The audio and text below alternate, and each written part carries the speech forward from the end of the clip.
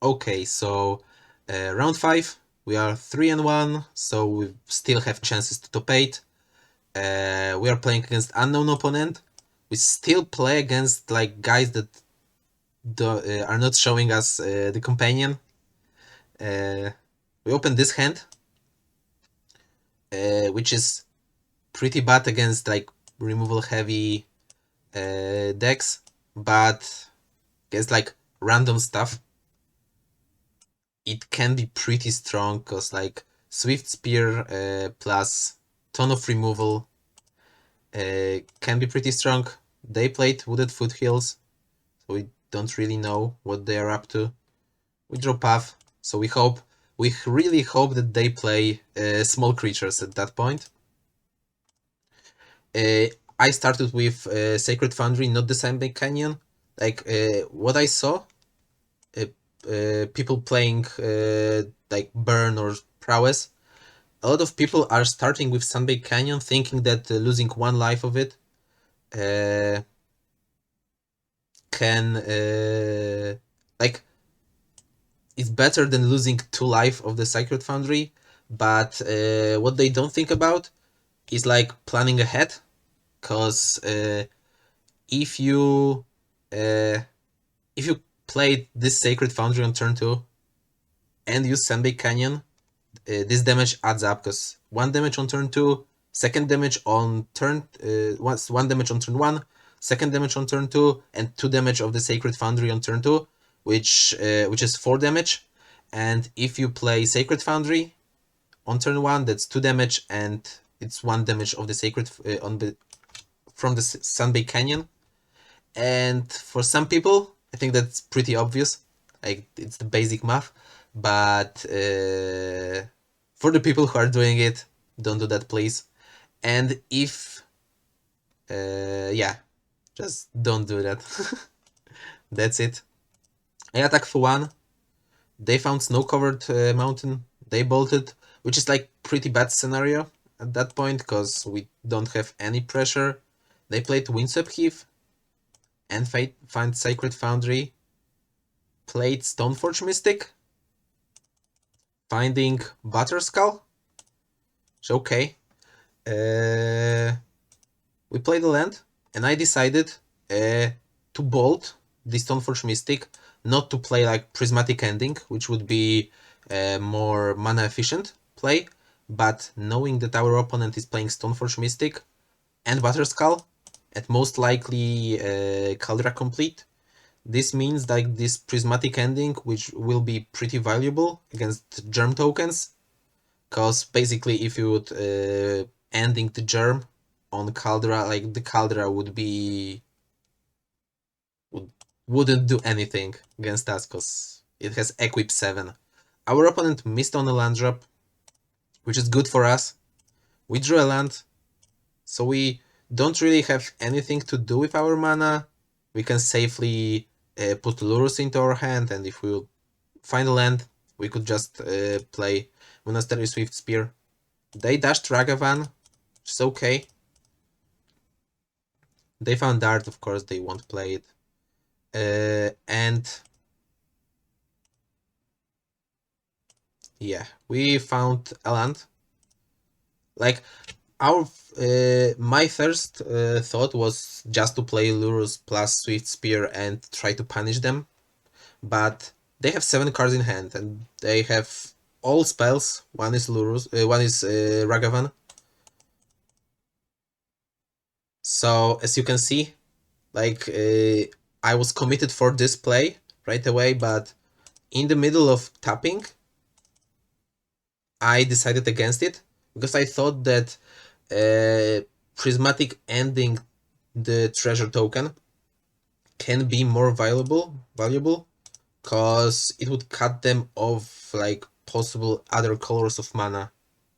Because I see that they can't really cast their spells, so I thought that they have like a third color. So this means like this fetching was not the greatest, because we could have found tapped Sacred Foundry at the end step. They dashed Ragavan again, because they possibly don't have anything other to do. I didn't crack land because I really wanted to cast Lurus and Swift Spear. On the next turn I wouldn't have double white for it. I played Lurus, played Swift Spear, but didn't attack because like this one damage is not really worth. If they dash another Ragavan, we could of course flashback dart, but I thought that this dart is more valuable than that. And if they would just dash Ragavan and attack, I want to trade with Monastery Swift Spear. They found Forest, so now we knew that they are some sort of Naya deck. They plast, so now they won't have any problems with their mana.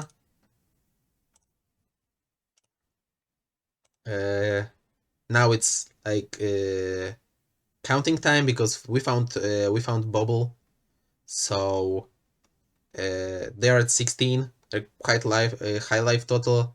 We have to count.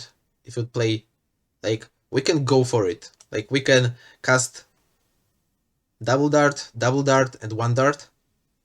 So with the Swift Spear, each half of the lava dart is 2 damage. So each dart represents 4 damage. That's 4. That's 8, and that's 10.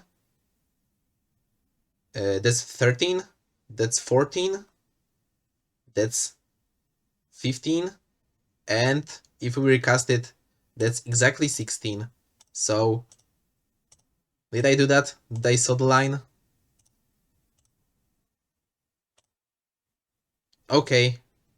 It didn't really matter, as you can see, because they have endurance. But we are okay with that. I flashback dart because I really wanted to kill Renan 6. And both of our creatures are 3 power, so we need this 1 damage, and this is like basically for free because we are using our mana. Like we can't really use our mana. They revoked it. We saw another endurance, which they can play next turn because they have a fetch. I finished the Renan 6, put him at 13, draw another card. They found Zagoth Triumph, which is pretty interesting because yeah, it can mean that they are on the domain deck. Like pretty sweet.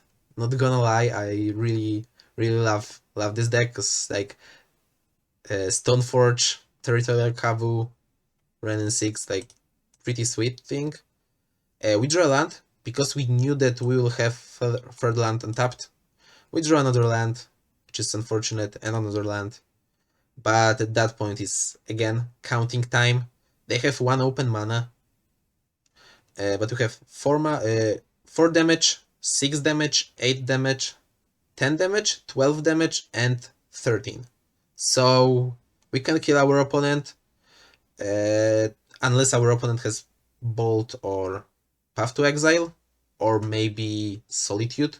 But at that point, I thought that like our opponent. Do you see this endurance? Yeah, I think that we saw this endurance, and we saw that Butterskull. So we knew 2 of their cards in hand, and if they would have like Lightning Bolt or Puff, they would for sure cast it earlier. So I decided to go for it, and our opponent didn't have it. We put him at -1, so that was game 1. The lesson from this game, I thought that I played this quite well, especially comparing to the last matches. The lesson is to always count the damage. As you can see, I'm counting like Lava Dart damage. I'm adding Prowess triggers to Lava Dart, but count as you like, as it's comfortable for you. And let's move to the game 2. So game 5 against Domain Blade. We sided out 2 Ragavans, 2 Light Ups, and 1 Lava Dart. For 2 Werthers, 2 Path to Exiles, and 1 Prismatic Ending. So I thought that Lava Dart might not do that much. Ragavans on the draw against Red and 6 deck might be quite bad, and Light Up. It's like the easy cut a lot of times. As you can see, I'm siding it out almost always because it's the slowest card, slower than the Reckless Impulse. I open this hand, which is good if we will find a white source, but with two creatures and like a lot of redraws, we can keep it. They start with a Zagoth Triumph. Okay, so we start with Soulscore Mage. Like if we'll have those two creatures, we almost always start with Soulscore Mage because it makes our turn 2 much better. If we'll find, for example, Lightning Bolt for their play, we could like with Swift Spear on turn 1 would deal with, for example, with this bolt on their turn 2, it would be 1 on turn 1, 2 plus Prowess Trigger 3, it would be 3 damage. And if we will play Soulscore Mage, so it'd be 0 damage on turn 1, but on turn 2, it would be Prowess Triggers on both of those creatures, and this is 4 damage. So keep that in mind. They play Stoneforge Mystic, Founding Batterskull. We didn't find the white source, so I decided to play Reckless Impulse to dig for it, because we really need this. Like, we are sure that we don't find it this turn, but we can find it for the next turn to have like all those white cards lined up. We can safely attack. They play the land, and they just passed the turn, so we knew that they most likely want to use Stoneforge Mystic to put in Batterskull, which we are okay with. We play Sandbay Canyon because we don't want to lose it. I decided to play Monastery Swift Spear and play Where on Batterskull after they will put it with the Stoneforge. They did that. Like, I could not have played Swift Spear and cast Lava Dart to have it in graveyard and like to do the full value of Reckless Impulse, but I thought that having more pressure is better, and we also like have a lot of cards, and we have a lot to do with our mana. I word the Batterskull. They cast Solitude, our Soulscore Mage, which is good to know that they have this card. We are okay with that. Like, it's no problem. We dealt 2 more damage. They played Shock Untapped and cast another Stoneforge. Found Caldra complete. Put it onto the battlefield, but with no attacks. And as you can see, like how bad is Caldra against this deck. We have like Path, we have Prismatic Ending, we have a lot of tools for that. I decided to cast Reckless Impulse first. Unfortunately, we found 2 lands. Played Fetch, so we can like fetch for the tapped Sacred Foundry and play Prismatic Ending right now. They decided to champ, which we are okay with. At that point, we really need to find more spells. They found another Triumph and cast Scion of Draco, which gives a lot of cures, different creatures, but at that point it gives only Vigilance to Stoneforge Mystic. They cast another Stoneforge Mystic, finding Embercleave, and at that point I'm even more in love with their deck. Like, Embercleave, such a sweet card that is not seen in Modern. I decided that I didn't want like extra prowess trigger for the next turn, because I have like already I know how I want to use all of my mana on the next turn. I can play land, put lures into hand, and crack the Sunbake Canyon if I want to. So I decided that I want to use this Path to Exile right now. Uh, at this point, we have to keep in mind that they already have 6 lands, so they are pretty close to equipping Kaldra. We found another land, so we decided to crack Sunbake Canyon right away, to maybe find something. We found Mishra's Bubble, which is okay. Especially okay that we want to put Lurus right now. We see that they have a land, so they can equip Kaldra, and I think with that they can safely race us, or at least try to. We put Lurus in hand. Don't have a lot of action. Like this Dragon's Rage Channeler is great, especially that we can play Lurus, Dragon's Rage Channeler, and Mishra's Bubble on the next turn. They play it tapped, so we know that they have Embercleave in hand, but we are okay with that. We don't really care about this Embercleave. I decided I had to play Sacred Foundry untapped because at that point we didn't have double white. I played Dragon's Rage Channeler. I played Lurus. Bubble with Lurus. So the Path is great because if they will equip something, equip Kaldra with something, we want to have an answer for it. Cast another bubble. Still keep. Like we maybe waste a little bit this survey trigger, but we really want to draw more cards because right now we don't have a lot of action and we don't have even action in the graveyard. Like we can recast those bubbles, and this information is not really that valuable. We saw that they have Wooded Foothills on top, so another land, which is cool for us. We attack for free. We knew that they can flash in Embercleave to trade. At that point, we are okay with that. Opponent decided to do so. That's okay.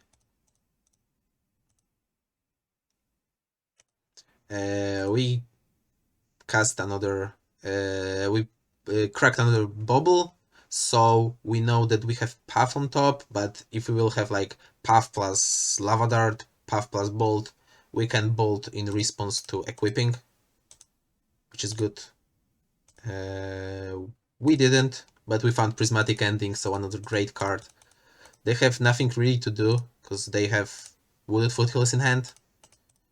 So we are pretty favorable. They can't really race us because we can play Swift Spear.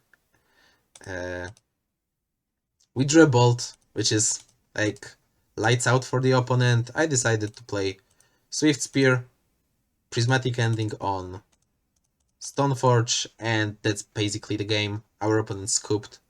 We advanced to 4-1. Like this is pretty good like morale booster this round. Like, we won both of those games pretty convincingly.